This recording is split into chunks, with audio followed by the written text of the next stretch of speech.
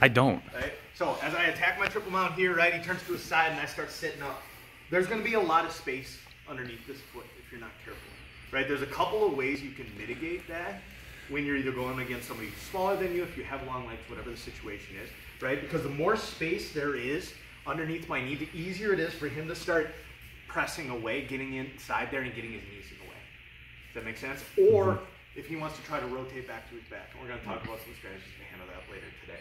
Okay? But for right now, I want you to think about either leaving your foot behind, okay, or else jacking it up under their armpit. What I don't want is to have this straight up and down, right, where there's the maximum amount of space. So as Kyler goes to his triple mount here, I'm going to move my back knee, but my front foot isn't going to move, right? So as I transition here, I'm actually going to leave that foot down closer to the mid thigh or his knee, right? And I'm going to really open that knee up.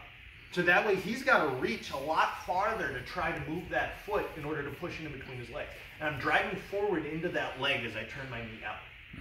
Does that make sense? So I'm trying to take that space away here that would otherwise be up by his elbows where he's stronger, right? I want to move it down to where I'm at the end of his arms. And that way I've got time to get underneath those hands and jack him back up. Right?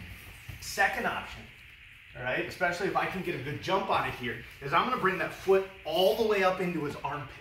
And so I'm sitting on him here. Okay, my knee is tight to his body, right?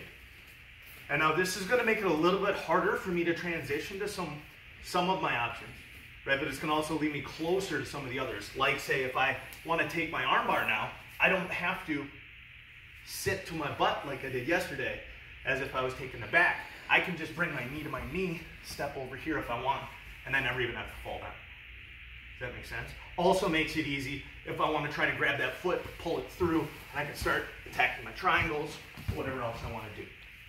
Cool? So the foot low is more of a stable position, right? Where I want to take a break and plan my next move. My foot high is more of an attacking position, where I know what my options are, right? And I'm going to go right to them. Not really a good position, or as easy a position, I guess, to take the back, right? Because I have to fall to the other side, right? But I can start attacking arm bars, triangles, and things like that. Cool?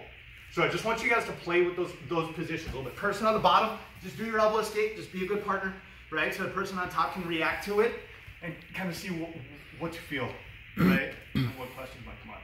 Questions? What is it?